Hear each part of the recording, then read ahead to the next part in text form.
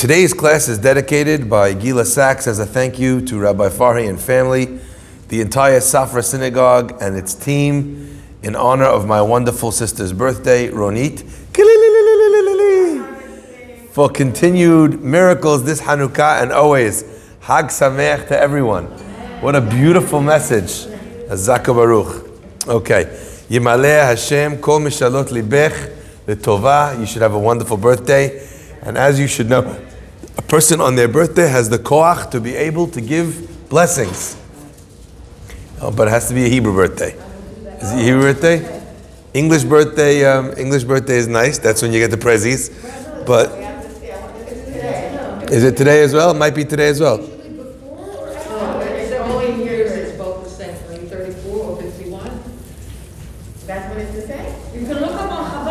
But it could also be there are other ones as well that will be as well Hebrew and English. So every 19 years it's definite. I think 19. 19. Exactly. Every 19 years it's exactly. But it also happens randomly other years too.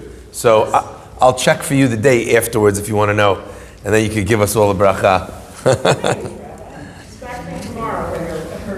Okay, let's get cracking. Rabbi Yonatan Omer. Rabbi Yonatan would say, Kol amekayem et haTorah me'oni. Anyone who keeps the Torah me'oni, which means from within poverty, sofo, in the end, lekayema me'osher. In the end, he will keep it up. He will be able to keep the Torah and fulfill its mitzvot me'osher, from wealth. So if you, seemingly the Mishnah is teaching you that if you keep the Torah when things are difficult, when things are sparse, where you don't have the money to do it, where you're stretching yourself to keep the mitzvot, if a person is doing the right thing and keeping it when they're poor, then ultimately HaKadosh Baruch Hu blesses them with wealth so that they should be able to keep the Torah from wealth. However, the flip side of this is, if a person is mivatel Torah me'osher, they neglect the Torah or they abandon the Torah. Mivatel literally means to desecrate or even not fulfill the Torah me'osher from within wealth. So for levatela me'oni, in the end, they'll wind up continuing to desecrate the Torah, so to speak, and not fulfill the mitzvot, but they'll fulfill it. They will not fulfill it me'oni, from poverty. Now, on a simple level, the Mishnah seems to be telling you an idea that if you keep the Torah when you're poor, you'll merit in the end to keep it when you're rich.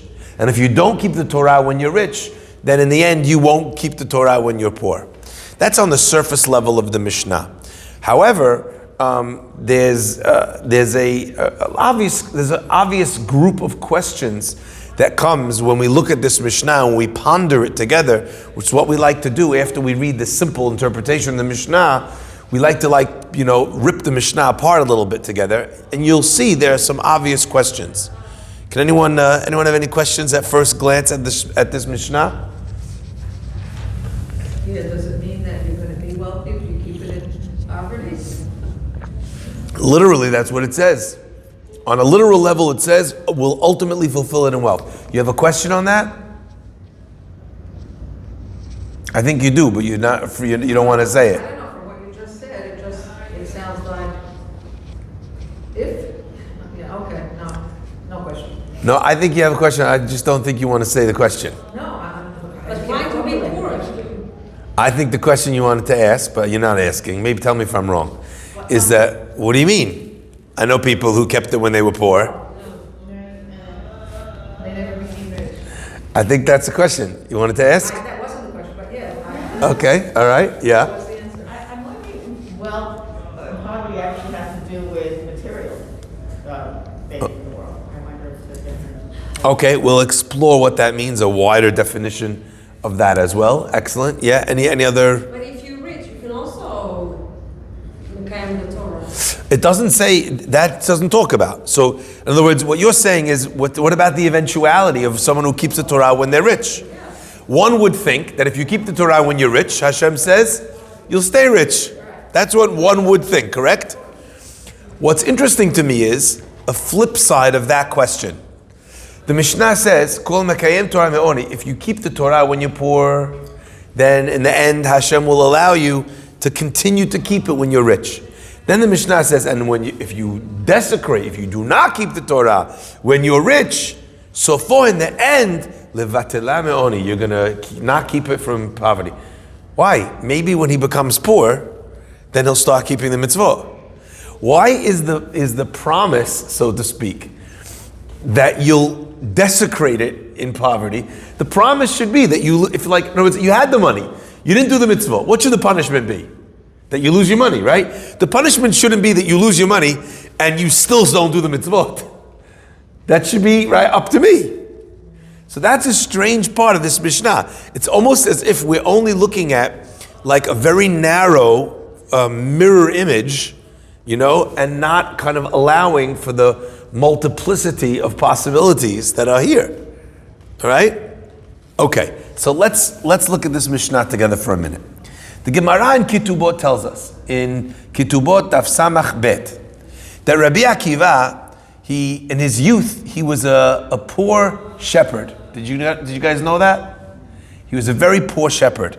And he was a very irreligious poor shepherd.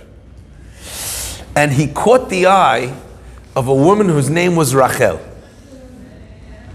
Rachel was fabulously wealthy. She was a daughter of an oligarch, okay, whose name was Kalba Savua. Literally named Kalba Savua. Why? A fattened dog. Why? Because if you'd come to him ravenous, like a dog poking around for scraps in the street, you left satiated, like completely satiated. So he would feed the poor. This is a very, very generous person. So much so that during the time of the Khurban, when the temple was destroyed, which was the era in which Rabbi Akiva's lifespan stretched across, the Talmud says that when the siege in Jerusalem happened, Ben Kalba Savua was one of three wealthy people. One was going to sustain the people with grain, with food, one with oil, and one with wood. But between these three wealthy people, they were able to keep the entire population of Jerusalem, all the Jewish people living there at the time, they would have been able to withstand the siege for 21 years. Do you understand the storehouses that these people had, the wealth? So he's incredibly wealthy.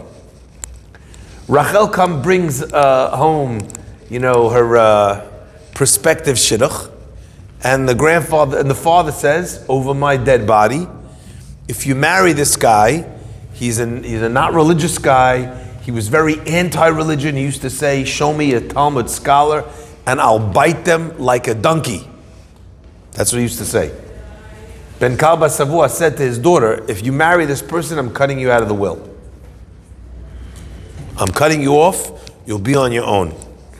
Hoping to convince his daughter not to throw away her future on this, irreligious, uneducated shepherd. Rachel saw something in him. She saw his midot. She understood that something great was going to become of him if she believed in him. She married him anyway. And they were so poor when they got married, Rabbi Akiva and his wife, that they used to sleep in a barn. And in the morning, the Gemara says, Rabbi Akiva would pick the straw out of his wife's hair. It's kind of romantic, but very dire, right? This is every morning. And he would promise his wife that one day he would show her the honor that she deserved. One day he would get her a crown, the crown of Jerusalem. And indeed, in the end of his life, when Rabbi Akiva turned around, became the great scholar, became the leading scholar and most important force amongst the entire Jewish people. By that time, the father saw the error of his ways. He renounced his vow, and they became fabulously wealthy. But the Gemara tells us that in the poor times, Rabbi Akiva would go out and chop an amount of wood, half he would sell for their living expenses, and half he would sell to be able to buy some clothes. So you're talking about a man who had nothing, and who sat and studied and studied and studied and studied for 24 years, until eventually he became not just the most educated Jew of his time, but the greatest Talmid Chacham that the Jewish people have ever had throughout any point in history. Rabbi Akiva was the one. Kol mekayem et Torah me'oni, sofo lekayma me'osher. In the end, he had, the Gemara relates, tables made of gold and silver. By the end, his wife was wearing a crown made up of gold with the cityscape of Jerusalem on it, the crown of Jerusalem. So at first glance, it almost seems like the Mishnah is telling you, guys, listen in. If you're poor, study Torah, do the mitzvah, because you know what? That's the way to riches. That's what it seems like the Mishnah is telling you. And it's telling you if you have money, you better keep the mitzvah, otherwise you're going to be poor, right? That's what it seems to be saying. I think that's why the Mishnah specified that if you don't keep the Torah when you're rich, you know what's going to happen? Now you're going to lose your money. The tragedy won't be that you'll be poor. The tragedy will be that you'll be poor and you won't be keeping the mitzvot. I think the Mishnah here is communicating a very different idea than what it seems to be talking about at first glance. I think the Mishnah is talking about fundamentally different things. And let's take a look at what that could look like.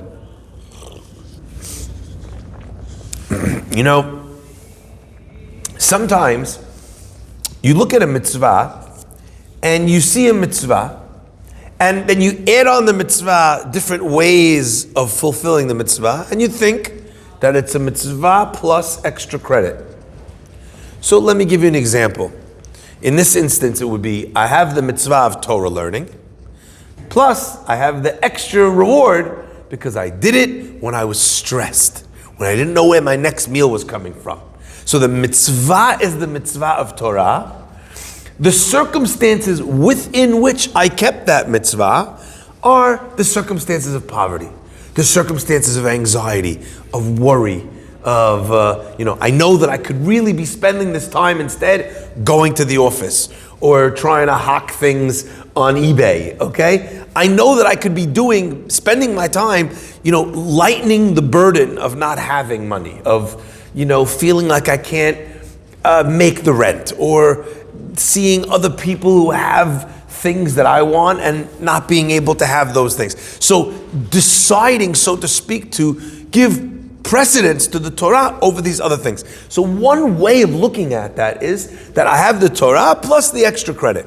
But let's take a detour for a minute. I want you to imagine that you have someone who does something for an ulterior motive. I had a class this week on L'Shem Shamayim, on how a person can judge and know whether or not they're doing something L'Shem Shamayim, for the sake of heaven, for altruistic reasons, as opposed to some sort of, hidden agenda.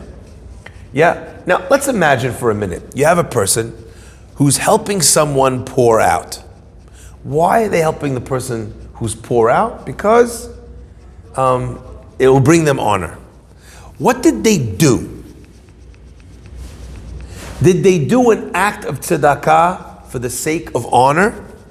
Or would it be more accurate to say that they did an act to get themselves honor, which was called tzedakah? You see, the purpose of things is decided by what your aim is in doing that thing. So as an example, have you seen these monoliths that they're putting everywhere, right? Why are they doing it? What's the purpose? They're trying to garner attention. That's the purpose of it, right? Create a sense of mystique. If the purpose of that is, so you want to know why are they doing this? The reason is to get attention. That's the reason. What happens if we lived in communist Russia and you'd see cameras being put everywhere. What's the reason why they're putting cameras? In a free democratic country, they're putting cameras for your security. In a communist, government state country, why are they putting cameras there? For the opposite of your security, right? To be able to have control. So the decision, the way you rate why someone's doing something, what someone has done, is by accessing why they've done it. One more time, let me rephrase that again, one more time. The way you tell what somebody has done is by accessing or quantifying why it is that they did that. You could have a husband who buys you a present, and that's an act of love. So what is the gift? Your husband showed you he loved you. Your mother, your father showed you they loved you. You could have a husband or a wife or a parent give a gift which is about control. They'll pay your rent, they'll do something for you, but then they want to be able to tell you, so long as you're under my roof, so long as I'm supporting you. But why are they supporting you? If they're supporting you for control, then the act of support is an act of control. That's what you're doing here. Is this clear to everybody? And a lot of times, when someone actually is struggling to understand, how come someone is acting a certain way? I don't understand. They're showing me so much love, but why would they do it? The answer is because they're not showing you so much love. They're showing you so much control. And if you want to look for love, look to areas where they express love, where it doesn't come with the attached price tag of control. That's when you're seeing love. Because they're not doing it with an aim to control, because it doesn't get them control. Is this clear? Is everyone with me here? So you want to know when someone's generous, find the places where he's giving where he doesn't get kavod. Is this obvious? So in my shi'ur the other day, I gave another example. And I want to show how it's not only a sinister, cynical thing. It's also a breadcrumb thing. They used to say, follow the breadcrumbs, right? That's in Hansel and Gretel. Follow the breadcrumbs. You want to be able to know where, just follow the breadcrumbs. There was a guy who came the other day, and he asked for a donation from people in the shul. Okay, people gave him some money. He came to me and he asked me for a donation. We did what we normally do. And then he says to me, I'm having real trouble with my foot. I'm not sure if everything's going to be okay. They're trying to save my ability to walk. This whole thing he's telling me about the nature of what he needs this medical treatment for. I called him over. I said, I want to give you some more money. I said, but on one condition, I want you to write. I want you to pray for this name. I wrote down my father's name on the envelope. Yitzchak ben Sarah. Why? My father's also having and has had trouble with his feet, right? So I said, I'd love it if you would pray for him that he should get better, because you're someone who really understands it. And this tzedakah, now let me ask you, what did I do that day? Did I do an act of tzedakah, or did I do an act of kibud avayim?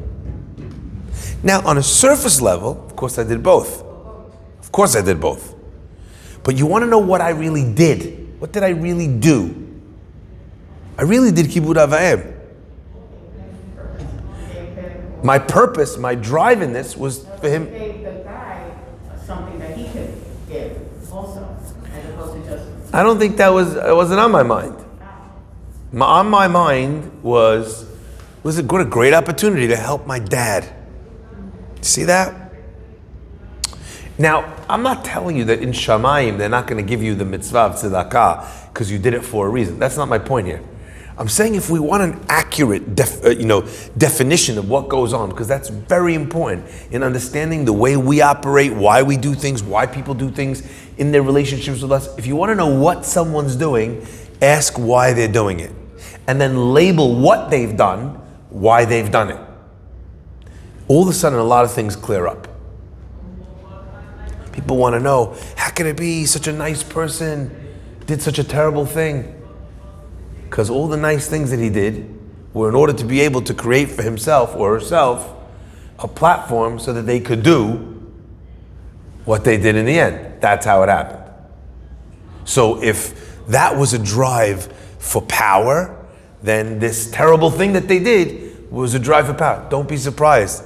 It's one long continuous string. There's nothing here out of the ordinary. There's nothing here that's different than there was before. It's just that before he got power in a nice way, and now he's getting power in not such a nice way. You understand the point? Says the Mishnah, now this is really important. Now we look at the Mishnah, we understand something much deeper. If a person fulfills Torah when they are poor, and as you said, excellently, Gila, as you said, if we are looking now at the word oni doesn't only mean where someone is poor from money. It might be poor from many other things. Some people are poor in time. Some people are poor in focus. Some people are poor in resources. There's a lot of ways a person can have a dearth of what they need in order to be able, right? So as an example, a person who studies Torah when they have no capacity to focus, and it's very hard for them to sit still and pay attention, but they force themselves. They learn Torah from oni, from poverty of focus. Hashem says, I promise you, there will come a time where you will be able to do that even from a place of richness. Now, what are we really being taught over here, Rabotai? What we're being taught over here is not a reward-punishment scheme, perhaps, but a reality of the way the world works. You see, poverty is considered, obviously, a test. But what many people are not aware of is that wealth is also equally a test. And our rabbis ask, if you had to ask yourself, which would be a bigger test? The test of poverty or the test of wealth? Which do you think is more of a test? Wealth. Why? Because there's a lot of people, it's hard for them to give from their money. Okay, but there's also poor people who find it very difficult to do the right thing because they're struggling. Or it makes them angry. Because the more money you have, the more you want. Okay, so that's one answer as to why wealth is a stronger, yeah? If you're like wealthy, a person could think that they don't have to do anything else. They're wealthy, they have everything they want, they could be content. So sometimes a person's wealth, you're saying, can create feelings of content around their monetary successes, and it kind of can rob them from their growth drive, let's say. Okay, good, yeah? Sometimes if people are wealthy, they all of a sudden have more temptations, more opportunities to do wrong things because their boundaries are not even strong, but they have much more. The world starts coming to them in a very big flow. So they have access, you're saying, to more opportunities to do the wrong thing. Absolutely. Okay, yeah? Potentially one could argue though that they also have more access to do the right thing. So as an example, knocking on your door is a guy trying to sell you everything bad, but also are people trying to come to collect tzedakah, like they're not coming to me to collect tzedakah. So as an example, that you'd have maybe the opposite, but on average, in the world that we live in, the people keeping Torah and mitzvot are a tiny minority. So if everything knocks at your door, it's at a serious disadvantage. I take that point, yes. They feel that they did everything by themselves.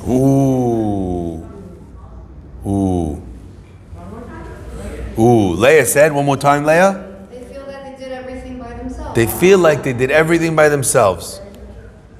The Al-Shikh writes something unbelievable on this point. Shlomo HaMelech says to HaKadosh Baruch Hu, please don't test me. Don't give me poverty or wealth. Shlomo HaMelech was one of the wealthiest of kings. But Shlomo HaMelech asks Hashem, he says, don't give me poverty or wealth. And if you look in the Pasuk, it's very interesting. How come Shlomo says, I don't want to be poor? He says, because if I'm poor, I might wind up having to take or starting to take things that don't belong to me. I might steal. He says, but if I'm rich, I might say, who is God? The Torah expresses it by saying 3 words, Vayishman, Yeshurun, Vayiv'at. And Yeshurun, an allegory or name for the Jewish people, Yeshurun became fat, Vayiv'at, and he kicked it away. The nature of being successful comes along with the fact that the ego tells you again and again and again and again, you're rich because you're smart. You're rich because you're clever. You're rich because you work hard.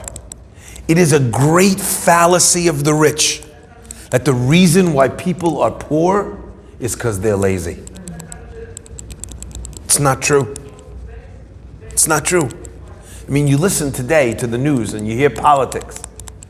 The reason why people are poor is because they're lazy, good for nothings. Unfortunately, it's not the reality. You have people out there just to make ends meet, working 3 jobs. They're working much harder than your pampered tuchas is working. They just don't have either the opportunity or the drive or the vision or the education to be able, or the family name or the initial investment capital that you were born with.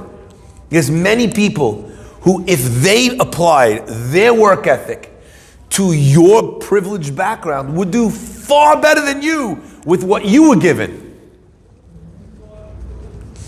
Now you think of these people who are working 364 days a year, every day except for Kippur. These people who slog it out non-stop every day. And then you tell yourself, how many weeks, months a year are you on vacation? And you dare to call that guy a person who's not working hard? The last vacation they had was their bar mitzvah. It's an unbelievable thing. How sometimes when a person gets a little bit higher on the totem pole, they start to have this feeling that they could look down on anything and everybody. So Shlomo HaMelech says, don't make me rich. You know why? Because then I'll say, who is God? Why is that so important, Leah? And this is so crucial. Because I think all the points that were raised are all 100% emet. But there's a baseline without which nothing begins. When a person starts to forget God, that it's not one mitzvah that suffers, it's everything that suffers.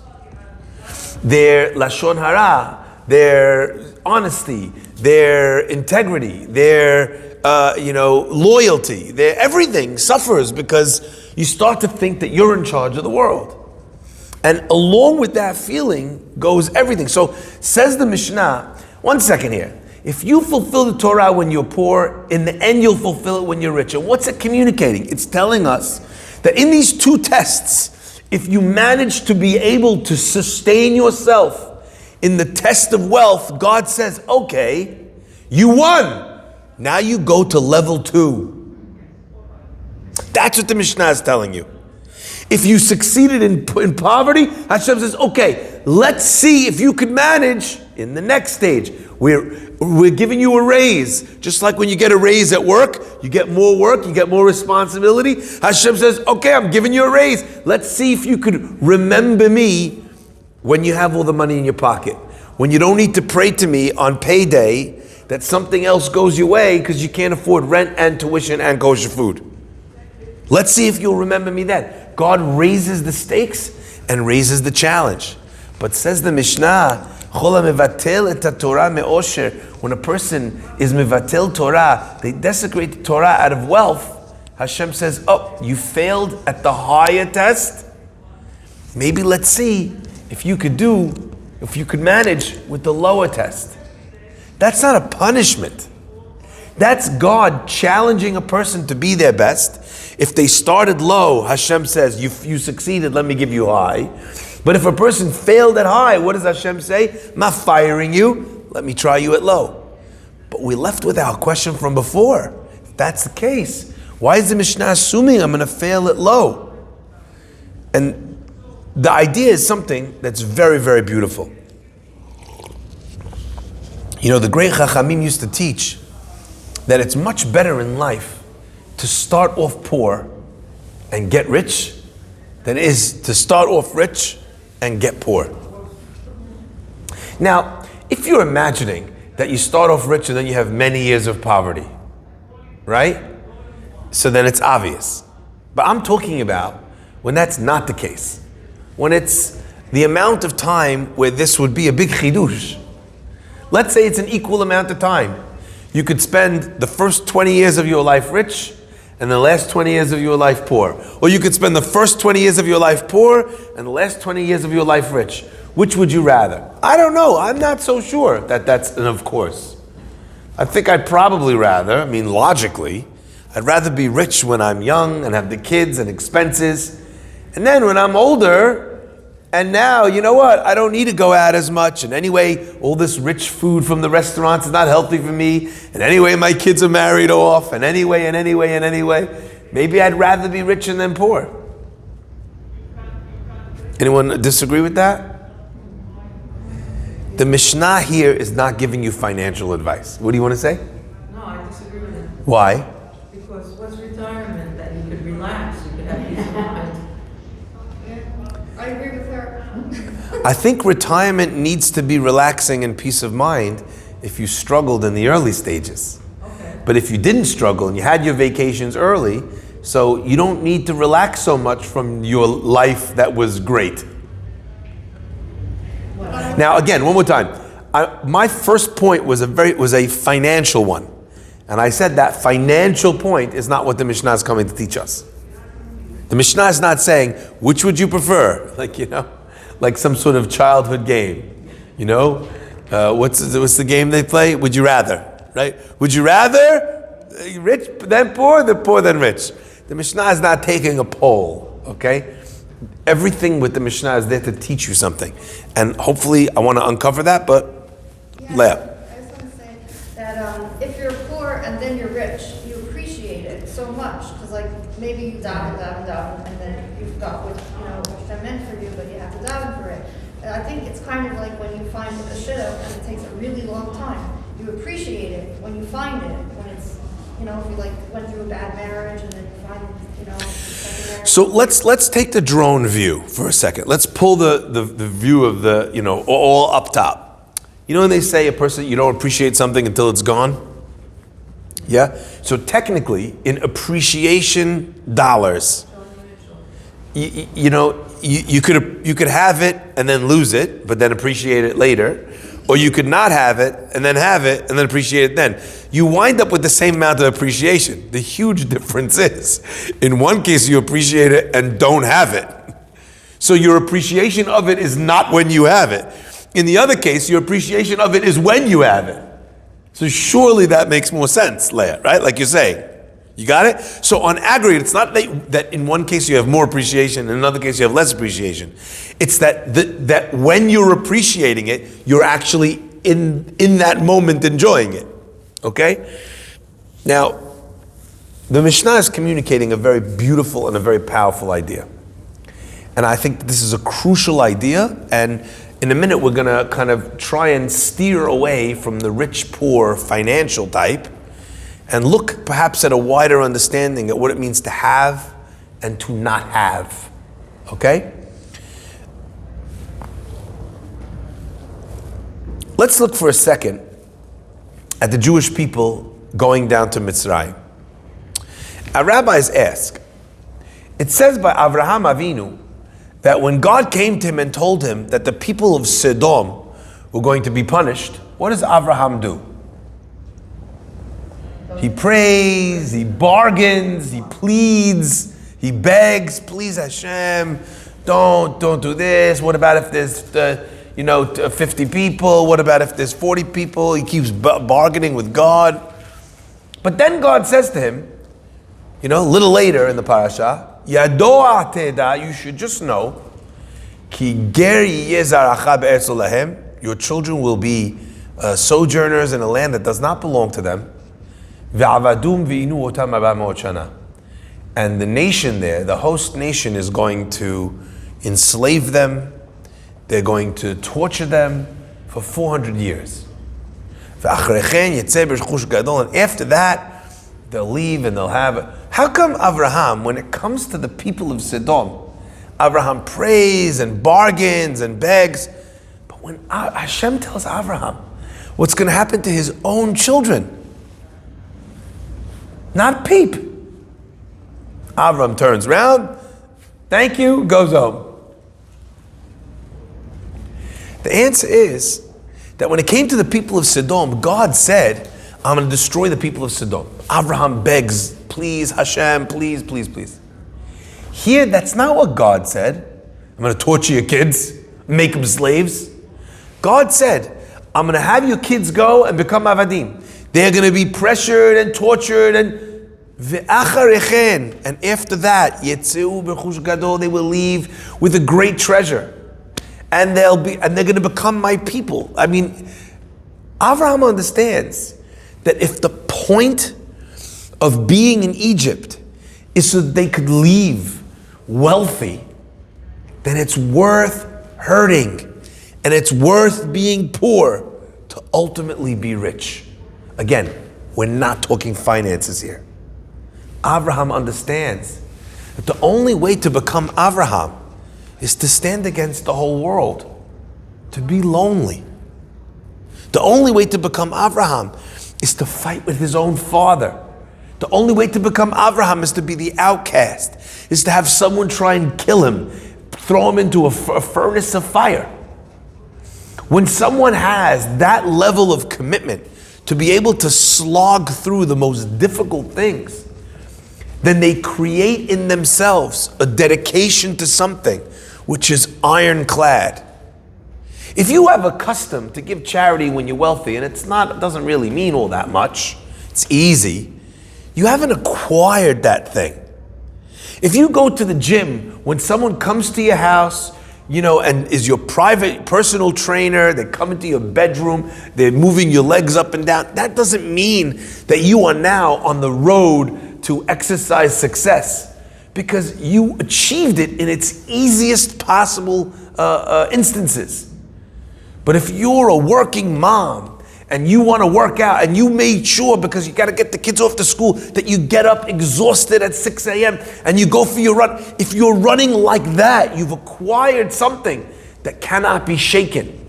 Because when something is difficult, it's ingrained deep inside your soul. Avram hears that his children are going to go through this, but come out the other side, not a peep.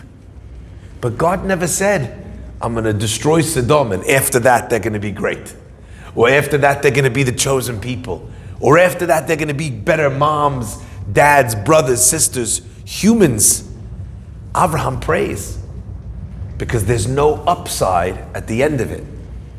What the Mishnah is teaching us is that if you're capable of doing it here, what will happen later? That will already have become a part of you that you've earned, forged in fire. Now, we find a very interesting exchange. Rav Yonasan Eibeshitz used to say, when Moshe came to the Jewish people, and he said to them, guys, it's time to go. You're going to be free men and women and children. And the Pasuk says something that's very difficult to understand. V'lo sham'u el Moshe, and they did not listen to Moshe, mikotze ruach, from a shortness of breath, u'me'avodah kasha, and from the difficult back-breaking labor that they were engaged in. The Al-Shich and others all point out that logic is flawed. People always hear what they want to hear, right? Even when it's not what's being said, if that's what you want to hear, that's what you'll hear, right? That's how we as human beings work. Here Moshe is telling them, you're going to be free. And the Pasuk says, they couldn't hear Moshe. V'lo shamu, they did not listen to Moshe. Why? Because they were working so hard. That's the ultimate reason that they should listen to him. Could you imagine someone comes to prison and says, guys, we're doing away with bail reform. From now on, everyone who's in prison is going to go free. And you know what? If you commit more crimes, you're not going to be put in prison, like what's going on outside today. And not only that, we're defunding the police. Could you imagine one of the prisoners working in the prison, says, oh, I can't listen to this guy. Fikni, all day long, chatter. You know. What are you going to say? You're going to run up to the guy. Really? When is it happening? How is it happening? What are the rules? Is it going to apply to everybody? Does it mean me? Even I killed my whole family. Am I getting out? Right? Like, this is what people want to know. This is exactly what they want to hear. Correct? In fact, some people only want to hear what they want to hear. Ever try to criticize someone? They only want to hear how great they are. So what does the pasuk mean? V'lo sham'u el Moshe. Rav Yonasan Eibeshit says something unbelievable. He said, we're reading the pasuk wrong. V'lo sham'u el Moshe doesn't mean that they didn't listen to Moshe's message. It means that they didn't listen to Moshe. Moshe came to them and said, Hashem spoke to me. Hashem told me to come and speak to you. Hashem told me to come and redeem you. V'lo sham'u el Moshe. They didn't listen to Moshe. Mikotze ruach u'me'avoda kasha. They didn't listen to him because of kotze ruach and because of avodah kasha, from difficult work and shortness of breath. They said, how could it be that the person that's going to save us is you, from the tribe of Levi, that never worked a day in their life, that was absolved from the hard back-breaking labor and work, that you were adopted by the king himself, raised as the prince of Egypt. You think the redeemer of the Jewish people, the leader, the person who's going to save us is going to be a guy who has no, never broke a nail? Are you hearing now? V'lo shamu el Moshe mikotze ruach. Can't be. It can't be that the leader is someone that was raised without the fire and without the despair and without the hopelessness. Surely our leader will have to be someone who was exposed to all of this. It can't be you. What a brilliant insight into the pasuk. By the way, in politics, don't you hear this happening all the time? Donald Trump can't lead the Jewish people, can't lead the American people, can't lead the black people. He's not one of us. He's the elite. He was born wealthy. That's what. But Joe Biden, I'm from Scranton. Come on, man. I'm from Scranton. Just like you. Now again, whether you voted for Trump or Biden, that's not the point here. The point is that everyone is trying to make themselves out to be a man of the people. Trump says, I'm just like you. You know why? I'm not a career politician. I'm just like you. Biden says, I wasn't born rich. I'm just like you. Every minority candidate says, I'm not these white, male, privileged. I'm a black, Chinese, whatever, Indian woman, transgender, gay. I'm just like you. I'm not them. I'm you. Me and you, we're the same. That message that political pundits and candidates use is to say, I am capable of leading you. I understand you. I feel you. I get you. I'll fight for you. You hear that? What we're learning is this concept. The people said to Moshe, it has to be that greatness was born out of difficulty. Greatness is never born out of comfort. That's what the Mishnah is teaching. Mikayem et Torah me'oni, sofo lekayema me'osher. Ultimately, you keep the Torah explosively. You gave $2 to tzedakah when you only had $2 to your name. Eventually, you'll give $200,000 to tzedakah. Because you built up that compassion in the most difficult of circumstances. And that is the harbinger, and that is the recipe for tremendous and explosive growth. There was once a rabbi whose name was the Rashash. And if you look in the back of all the Gemaras, you'll find a pirush, an explanation, a commentary from the Rashash. Genius. The Rashash was very, very famous for his scholarly erudition. And there was a question that he had on a certain piece in the Gemara, there was Tosafot. It bothered him tremendously. One day, who came passing through the town? A great scholar called the Netziv. The Netziv was Rav Naftali Tzvi Yehuda Berlin. He came through the town. The Rashash heard that this great rabbi was coming through the town, a compatriot, someone cut from the same cloth. He ran to see him. He didn't waste time with pleasantries. These are great men. He said to him, "Tell me, you know the Tosafot? Were you not bothered by this question?" The Netziv says, "Wow, it's an unbelievable question." He sits down, opens the Gemara, starts to study, turning pages back, forth, studying, questioning, asking himself, until finally, about an hour later, the Netziv says to him, "I have the answer." And the Netziv gives him the answer. The Rashash was heartbroken. The Netziv says, "I gave you the answer. Why does your face look like that?" The Netziv says, "How could it be that I've been struggling with this for so long? For so long. And I haven't had the Si'ata D'Shmaya, the heavenly help to be able to crack it, to get the answer. And here I share this question with you, and in an hour, you also saw the question. You didn't have an answer. You also understood the difficulty. For an hour you were working on it. But in 1 hour, you were granted the answer from Shamayim. How could it be?" The Netziv said to Rashash, he says, "It's not that I'm a bigger Talmid Chacham than you. And it's not that I'm a bigger Sadiq than you." He says, "But I'm poorer than you." The Rashash was famous for being incredibly wealthy, along with his great erudition. He didn't care about his wealth, didn't spend his time focusing on his wealth, but he was very wealthy. The Netziv said, "My Torah was done through poverty, through trial and tribulation, and therefore it's also supernaturally more blessed.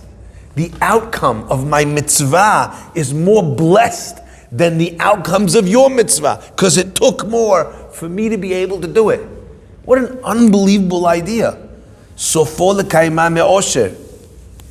Now, the fascinating thing about this is that when a person is wealthy first, and then, so to speak, eventually becomes poor,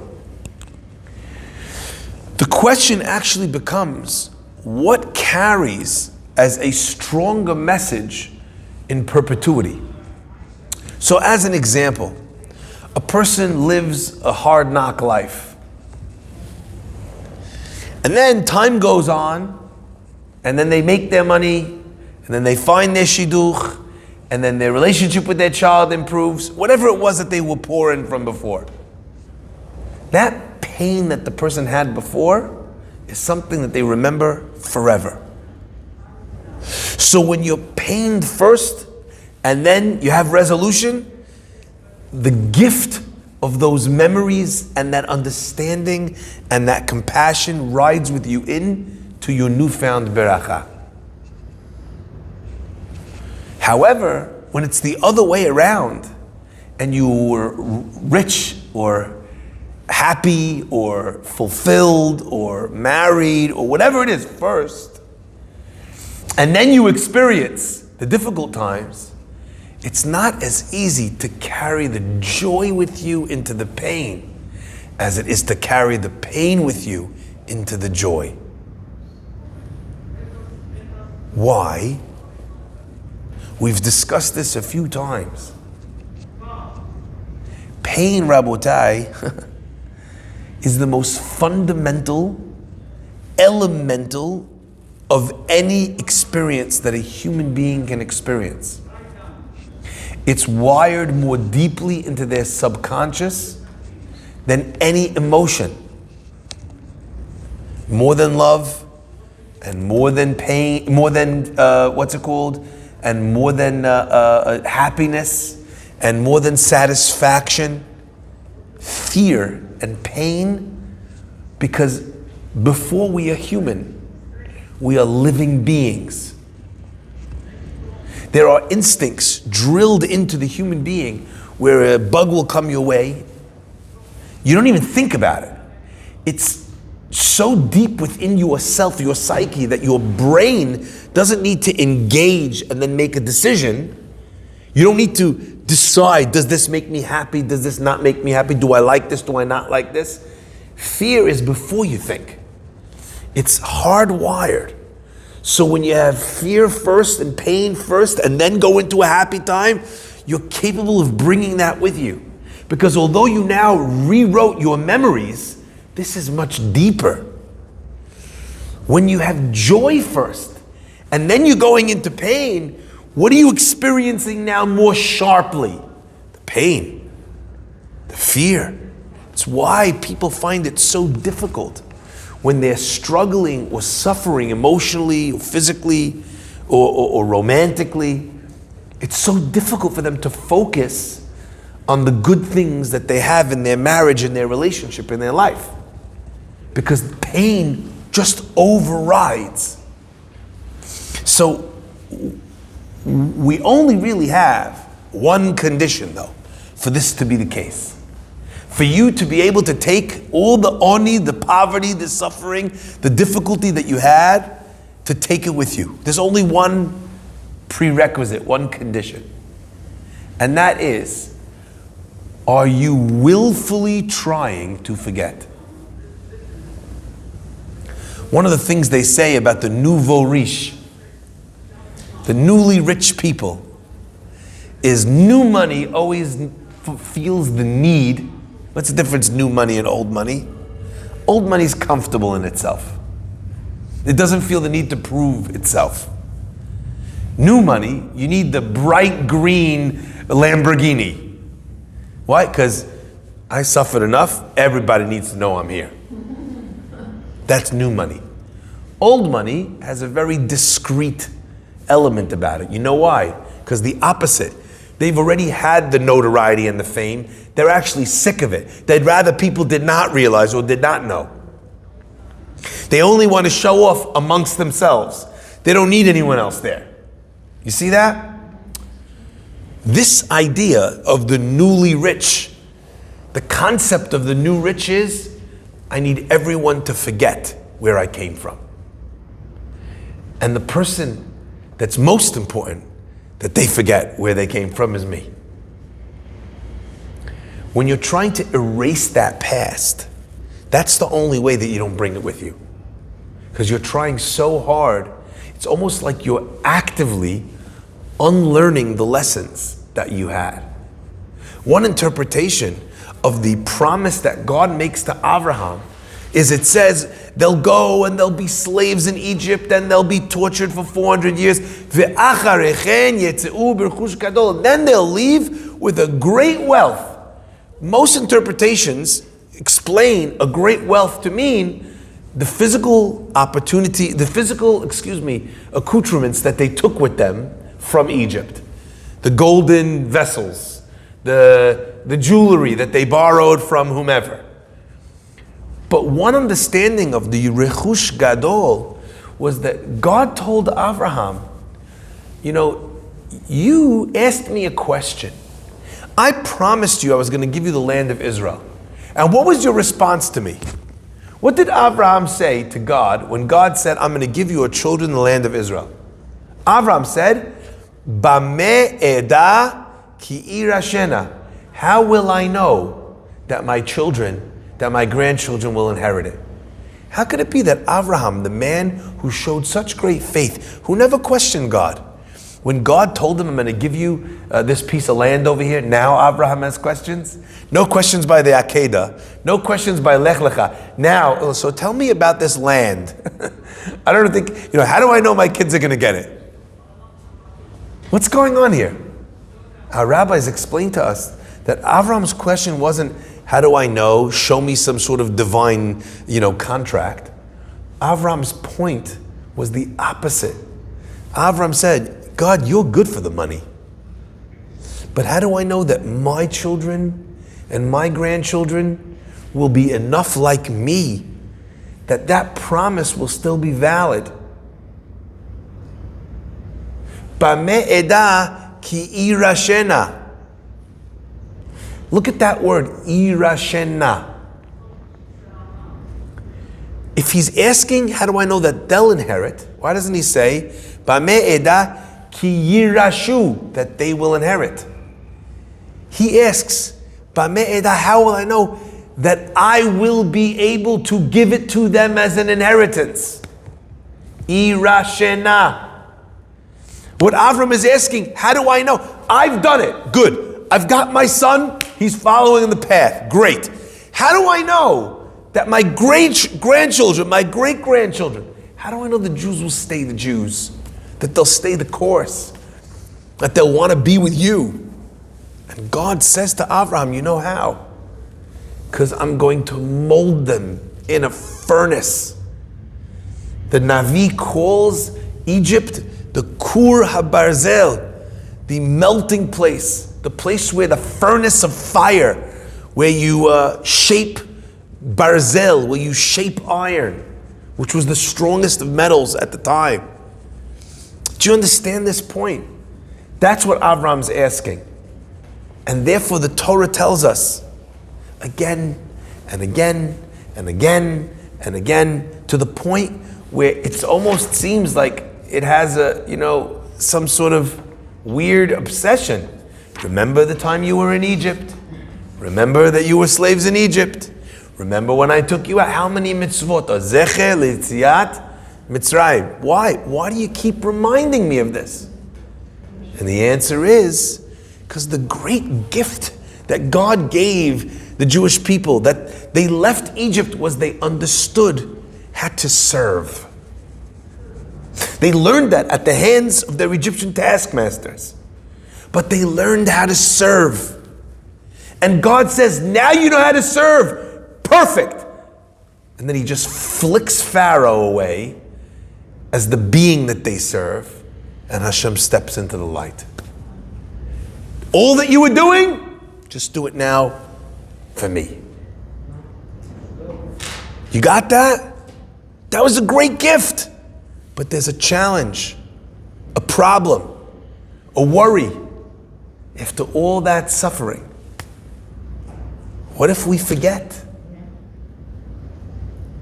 So the Torah says, Zecher Yetziat Mitzrayim, Zecher Yetziat Mitzrayim, Zecher Yetziat Mitzrayim.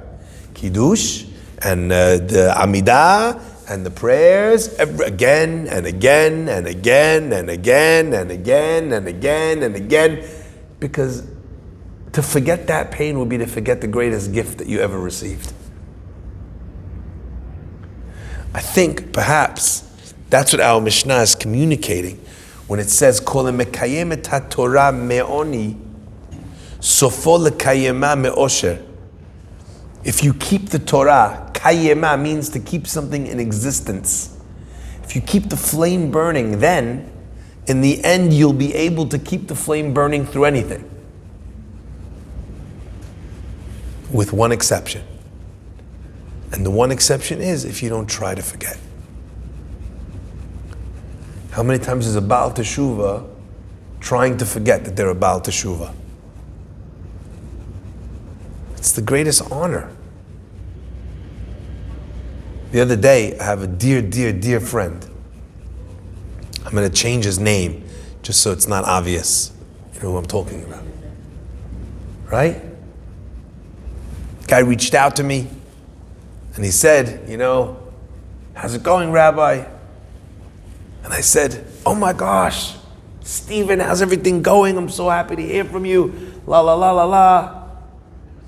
And he writes back, Stephen, you still remember me as Stephen? I worked so hard to become Shlomo. Let's just say. I said to him, mate, I don't see you as Stephen in a negative way. I see you as Stephen in the most beautiful way. If you were born Shlomo, you'd be just like me. I came in the rabbi's house, rabbi's kid, and now I'm a rabbi. Like they say in French, whoop-de-damn-do. But when you were Stephen and you became Shlomo, that's amazing. If you ever forget that you were once Stephen, what a waste that would be to forget how much commitment you had and how much commitment you needed to get to this place. How difficult it was, the uphill journey. Amazing. So the challenge is not to forget. The challenge is when someone's waited for a shidduch and then finds the person, not to forget how much they waited. Do you know why that's such valuable information? Because when you get really mad at the person you love and you want to yell at them, if you take love for granted, you're willing to say things that might have terrible consequences. Who cares? Find someone else. When you wait a long time to find that person, you know just how valuable finding someone you love and who loves you is. You're much more careful. You protect it, you guard it. I love that element. Mekayemet HaTorah me'oni. They kept the Torah not whilst being poor, but they took the element itself, the difficulty itself, and that became a part of the way that they keep Torah. Me'oni. It's a very different thing. Like I said earlier, when you do a mitzvah and you want to understand what a person's doing, right? Ask why are they doing it. When a rich person is keeping, lots of mitzvot, it might not be that he's actually trying to keep mitzvot. Why would he be doing it if he is not trying to keep mitzvot? You know what they call rich people problems? Yeah? Rich people, they need hobbies. So this guy, I don't know, he paints ceramics. Some other guy's into yoga. The next guy is, he plays the harp. He needs some sort of hobby. For some rich people, and for some poor people, but for some rich people, Judaism can be a hobby. Prayer can be, I just find it centers me. I hear people say that. Oh, well, I'm very glad that it centers you. That's not what it is. It should also center you, but it should primarily center something else. It should make God central, not you central. The opposite of prayer is to make yourself central. Do you see that point? So you could have someone who's doing a mitzvah, wealthy, that's what my parents do, that's what the community does. And then you could have someone who's poor, who's doing a mitzvah with such integrity. It's so hard on him. He doesn't have time for hobbies. Only reason why he's doing this is because he believes so fiercely that this needs to be done that he'll give his last dollar to it. He believes that prayer has such a power that he's going to try and pray to get rid of this financial burden that he has that he doesn't know how he's going to solve. He's praying from the depths of his heart. When you're keeping the Torah me'oni, where it comes from your poverty, where it comes from your difficulty, not it's while you're experiencing difficulties, where the suffering and you've put that into the prayer, that prayer is heartfelt on a whole other level. May Hashem bless us, number one, to emerge from our difficult states, from our lacking states, from our have-nots to our have states. But may God also bless us to take with us everything that we've earned in our have-not stage into our have stage. And through that process, ultimately, we'll bring the gift of the Rechush Gadol of Egypt with us into the future. So let me end with answering the question I posed before. If that was the Jewish people's question, how could Moshe be the leader? What was the answer?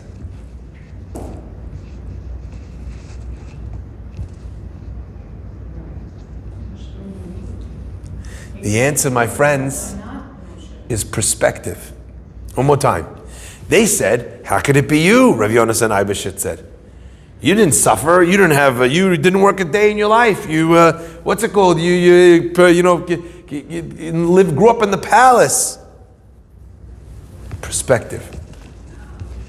It is always the poor in one area who look at the other and say, "You don't understand pain," not realizing that that person is poor.